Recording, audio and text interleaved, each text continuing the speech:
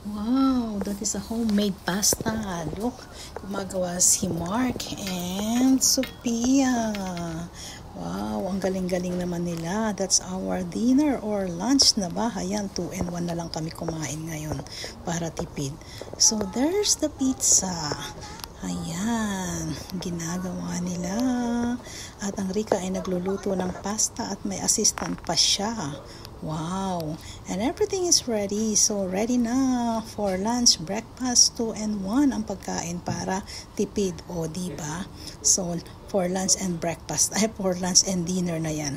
Yung kanina naman, parang bronze, breakfast and lunch. O, ganun ang pagkain. O, diba? Yes, enjoy. It's makalek. Ayan, bon appetito. But, ayan, picture muna tayo bago kumain. O, diba, God bless all this food at may chicken pa. At ayan, ready pizza ni Sophia. At ang pasta ni Baby Rika. But wow, it looks so yummy. Grabe, looks so yummy kaya nagpadagdag pa ako. And ang pizza na gawa ni Sophia looks so yummy. Also, ang daming cheese, diba?